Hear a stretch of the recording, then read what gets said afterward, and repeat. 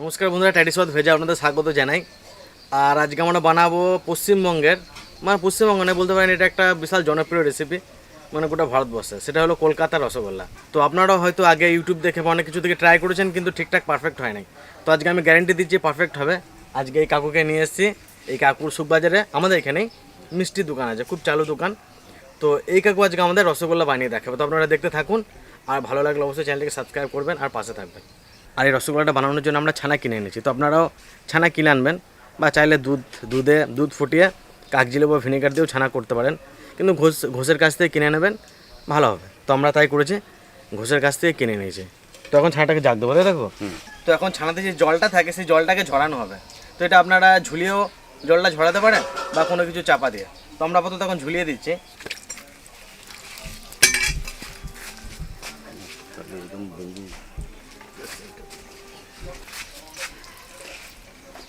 আজকে একদম পিওর রসগোল্লা হবে, খাঁটি।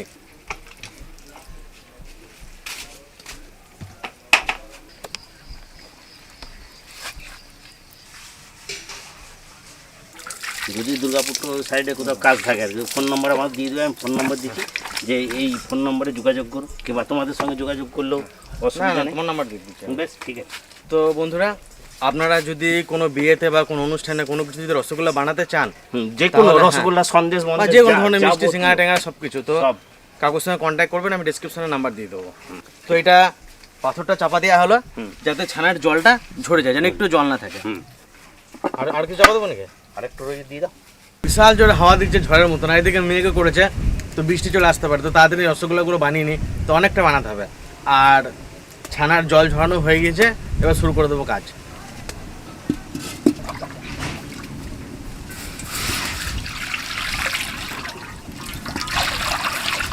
মোটামুটি যতটা চিনি ততটা জল দিলে হবে, আরও বেশি?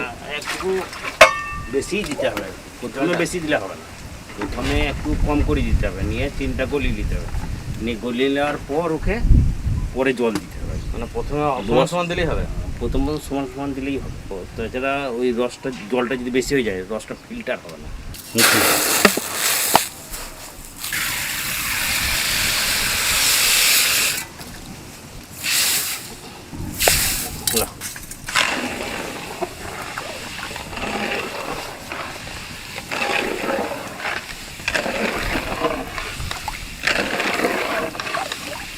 চিনি শিরা করার জন্য জলটা আর চিনিটা প্রথমে সমান সমান দেবেন, তারপরে লাগলে পরে প্রয়োজন মতন তখন দিতে হবে জল। চিনির ভিতরে অনেক নোংরা থাকে, তো চিনিটাকে ফিল্টার করার জন্য, তো পরিষ্কার করার জন্য একটু আমল দুধ গুলে ওর মধ্যে দেওয়া হবে।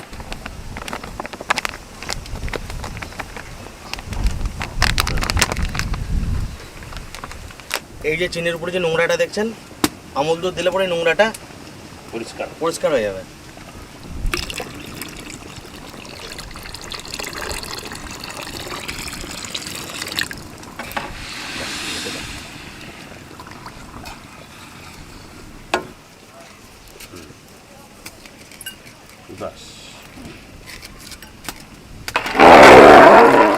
চিনি গলানো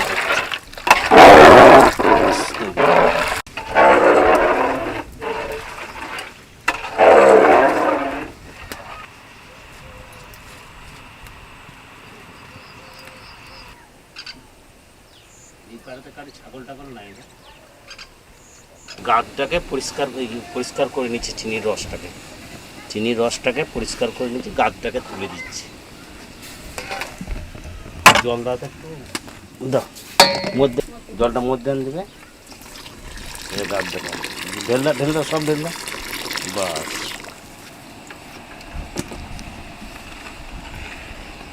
দেখছো কিরম নোংরা উঠছে গাছে ওই চিনিটা।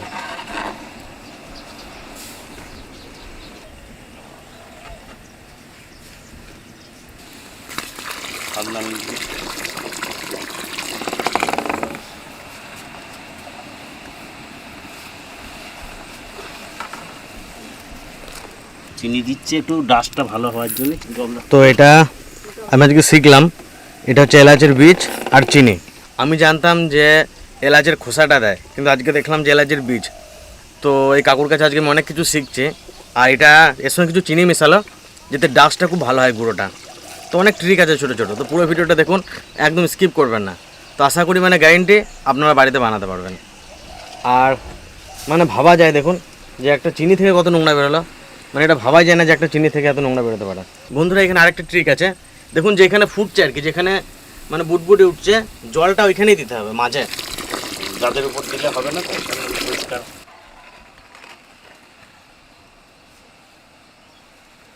চিনির নোংরাটা তুলে দিন। মানে বুটবুটে উঠছে আর নোংরাগুলো সাইডে সরে যাচ্ছে। আপনারা যদি নোংরার উপরে জলটা দেন তাহলে ফেটে যাবে, আর যেখানে বুলবুলিটা উঠছে সেখানে জলটা দিতে হবে, তাহলে নোংরাটা একদম সাইড হয়ে যাবে, তখন তুলে নেওয়া যাবে ছাঁকনিতে করে। তো দারুণ দারুণ ট্রিক শিখছি আজকে আমি। তো আবারও জল দেবো নোংরা তোলার জন্য। আর আপনারা তো দেখলেন যে প্রথমে মানে যতটা চিনি ততটা জল ছিল, কিন্তু আস্তে আস্তে জল দিচ্ছি আর নোংরাটা তুলছি। হ্যাঁ, পরিষ্কার হচ্ছে। দাও। প্রচুর জাল দিতে হবে না, হিট তাহলে প্রচুর চাই। রসটার জন্য একটু হিটটা বেশি চাই, আর যখন ফুটবে তখন একটু হিট বেশি চাই, যখন ছাড়বো তখন একটু হিটটা কম। মানে এই জলটাই বিশাল ইম্পর্টেন্ট জিনিস। দেখো রসটা কিরকম ছিল, দেখি কালো ছিল, আস্তে আস্তে আস্তে আস্তে পরিষ্কার হচ্ছে। মানে একটু অনেকটা পরিষ্কার হবে না? হ্যাঁ, আরও এত কলেজের মধ্যে ঠান্ডা করে দেবো। হ্যাঁ, এই জল দেবো আর ওই গাদটা তুলবো।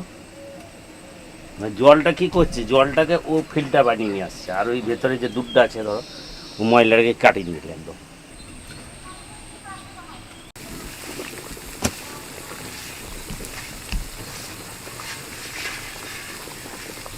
এই যে কাপড়টা পেতে দিলাম রসটাকে পরিষ্কার করে ছেঁকে নেওয়ার জন্য, নোংরা টোংরা থাকলে। এই যে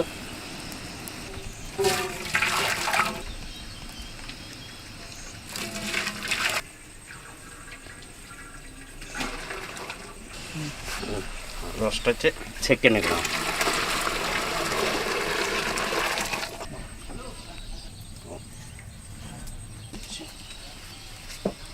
চিনি সেরাটা কেমন হয়েছে আপনাদের দেখাই। দেখুন কোনো আঠালো ভাব নাই, জলের মতন। তো অনেকে বলে যে এক তার দু তারেতে কোনো তারের প্রয়োজন নেই, একদম নর্মাল পাতলা চা যেরকম হয় চায়ের মতো সেরা হবে।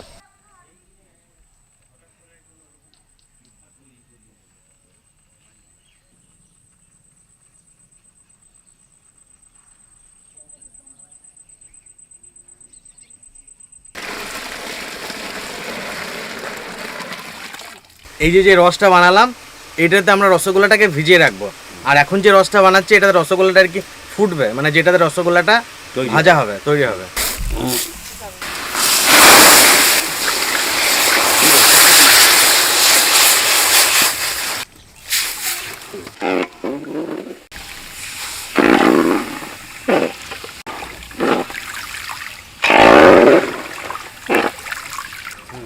ভালো করে রসটা পরিষ্কার করবি।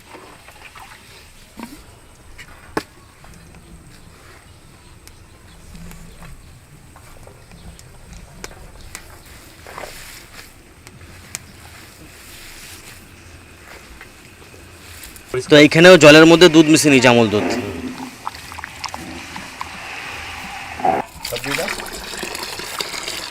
একটু জল দিয়ে পরিষ্কার করে দিতে হবে। এখন শ্যামলা জল দেবে না বেশিতে।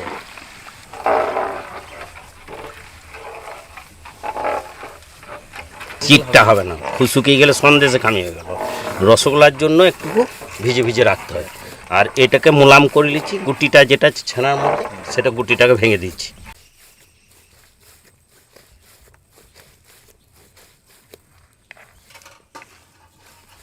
হাতটাকে এভাবে ঘষে নিয়ে যেতে হবে, হ্যাঁ, হাতটাকে ঘষে নিয়ে যাবে, মানে গুটি যেতে না থাকে। হ্যাঁ, ছানার গুটিটা না থাকে। তো বন্ধুরা হাতটাকে যেটা ছানাটাকে এইভাবে ঘষে নিয়ে যেতে হবে যেন ছানাতে কোনো গুটি না থাকে। আর আমি প্রথমে একটু ভুল বলেছিলাম আপনাদের, আমি বলেছিলাম যে ছানাতে যেন একটু জল না থাকে। তো কাকু বললো যে না, একটু হালকা ছানাটা রসালো থাকবে যাতে মানে আঠালো বাইন্ডিংটা ভালো হয়, একদম পুরো জলটা শুকাবেন না, একটু হালকা রস থাকবে। ছানাটা সানা হয়ে গেছে। এবার যেই আপনাদের যে মিক্সারটা দেখিয়েছিলাম চিনি আর এলাচের বীজের, মানে এলাচের ফলের, তো সেটা গুঁড়ো করা হয়েছে, ওটা এর মধ্যে দেওয়া হবে। পরিমাণ অল্প, মানে সেন্টটা এতে এলাচের সেন্টটা আসবে, ছড়িয়ে দিলাম, মানে গোটাতে মিক্স করবো। এরপরে একটু রুল ময়দা দেবো, যেটাতে ছানার বাইন্ডিংটা ভালো হবে, যাতে জমাটটা ভালো বাঁধে। ওই 25 থেকে 30 থেকে 40 গ্রাম। তো 2.5 কেজি ছানাতে 50 গ্রাম, মানে সামান্য ময়দা। তো আপনারা যদি 1 কেজি ছানা নেন তাহলে একটু সামান্য ওই অল্প 2 চামচ মতো। হ্যাঁ 1 চামচ, ছোট চামচ। আর এটা অ্যারারুট, এটাও দেওয়া হবে একদম খুব অল্প পরিমাণে। অল্প পরিমাণে গাটাকে পালিশ রাখা থাকবে আর কি, ফাটা ফাটা হবে না, ওই জন্য এটাকে পরিমাণে একটু। ও তাহলে আপনারা শুনলেন যে মিষ্টির গাটা একটা যে পালিশের মতো থাকে, ফাটা ফাটা না হয়, তার জন্য এটাকে মানে অ্যারারুট দেওয়া হচ্ছে অ্যারারুট দেওয়া হয় সামান্য পরিমাণে। ঠিক আছে, বেশ। মানে ওই 2.5 কেজিতে 50 গ্রাম মতো নাকি? হ্যাঁ 50 গ্রাম মতো। তো এর মধ্যে অনেক সিক্রেট আছে বন্ধুরা, অনেক সিক্রেট। তো একটু চিনিও দেওয়া হবে, দেখবেন রসগোল্লার ভিতরে একটু জালি জালি হয়, ভাপা ভাপা টাইপের হয়, ভাপটা ধরার জন্য একটু চিনি দেওয়া হবে। এই যে দিয়ে দিলাম অল্প করে পরিমাণ চিনিটা, ভাবটা ভালো নেবে। এটা হচ্ছে আমুল পাউডার দুধ, আমুল স্প্রে। তো এটা 50 গ্রাম মতো দেওয়া হবে।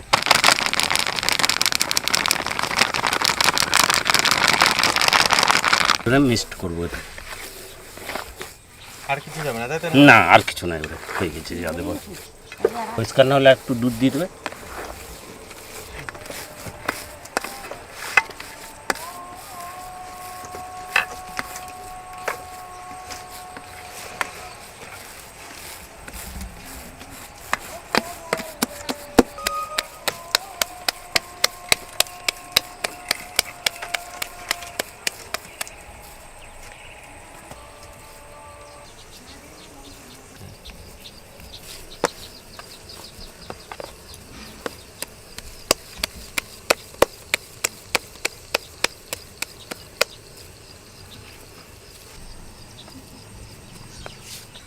গাছটা তুলে ভালো করে পরিষ্কার করে তুলো।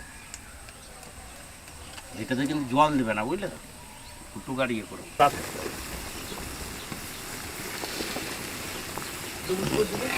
প্রথমে আমরা যে চিনি সিরাটা করলাম বা রসটা, সেটাতে কিন্তু চিনির রসটা অনেকটাই পাতলা হবে।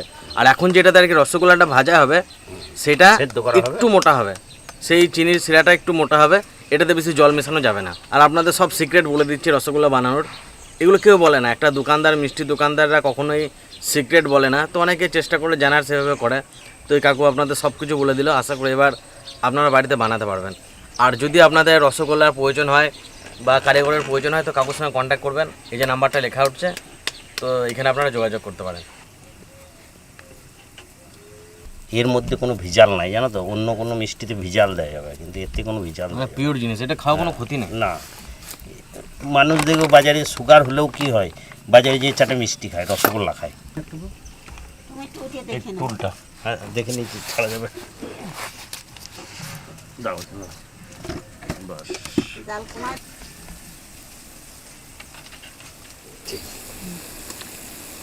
এটা দেখুন অনেকটাই নরম। তো রসগোল্লা এরকম নরমই থাকে। ছাড়া হচ্ছে দেখুন, এবার এক এক করে ছাড়া হবে।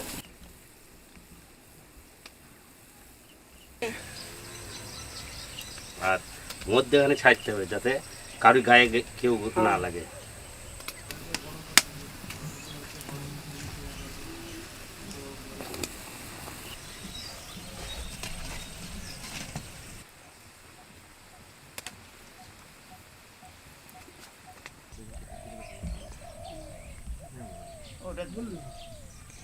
এই যে একটা জিনিস দেখুন, মানে ফেনা উঠে মিষ্টিগুলো সব ঢাকা পড়ে গিয়েছে। এর কারণটা আপনাদের বলছে।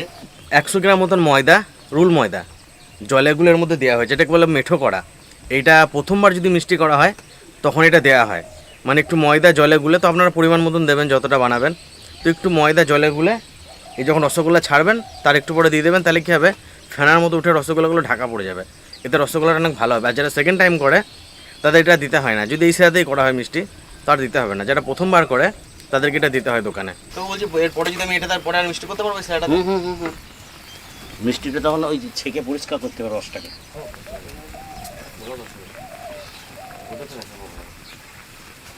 এইটাকে রস মিষ্টিটাকে পাল্টানোর জন্য এটাকে ডাবটা দিচ্ছি, যাকে তো ওই পারে যে উঠে যাবে, বাস হয়ে গেছে। বলে এটাকে মিষ্টিটাকে পাল্টানো, মালটা ঘুরছে ভেতরে কিন্তু রসগোল্লাটা। ডাবুটাকে তো আপনারা দেখলেন নিচের দিক দিয়ে এরকম করে ভরতে হবে, এর ভিতরে রসগোল্লাগুলো ঘুরছে। তো ডাবুটা নিয়ে যখন এরকম করে তোলা হবে, তো রসগোল্লাগুলো ঠিকঠাক মানে পজিশন অনুযায়ী ঘুরবে আর ভাজাটা ভালো হবে।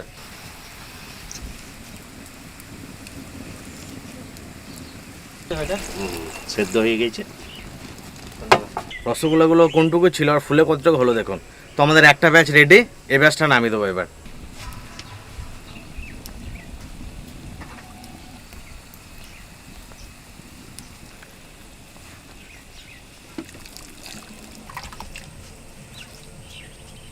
আর যখন দেখবে ডুববে না, ভেসে উঠে রয়েছে, তখন দেখবে যে সেদ্ধ হয় না মানে। কাকু রসগোল্লাগুলো ফেলছে শিরাতে, তো দেখুন যে রসগোল্লাটা ডুবে যাচ্ছে। আর যদি ডুবে যায় তাহলে জানবেন যে রসগোল্লা ঠিকঠাক সেদ্ধ হয়েছে, ভালো হয়েছে।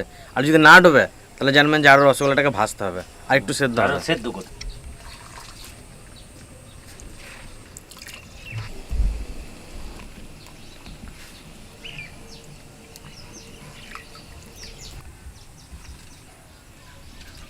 আপনাদের রসগোল্লাটা দেখাই একটা যে কেমন হয়েছে। তো রসগোল্লাটা এখনও রসটা টানে না, এখনও শিরাতে দিলাম। আর একটু থাকলে রসগোল্লাটা পুরো ফুলে যাবে, কিন্তু এখন প্রচুর সফট আছে। তো কালকে তো আপনারা দেখলেন রসগোল্লা করা, আর রসগোল্লাটা কালকে সারা রাত ভেজানো ছিল রসের মধ্যে। তো দেখুন এখন কেমন হয়েছে, রস পুরো টেনে নিয়েছে, কষানো হয়েছে। দেখুন দেখুন একদম পুরো পারফেক্ট রসগোল্লা।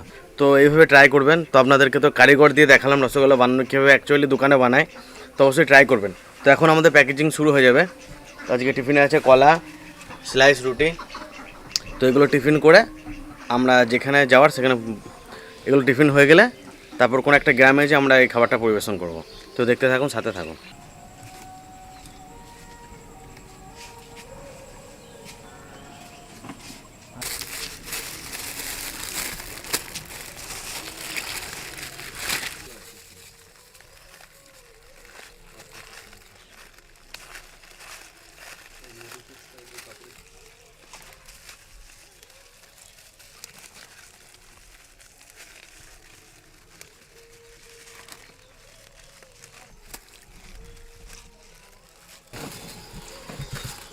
তোমার কাটা লাগবে?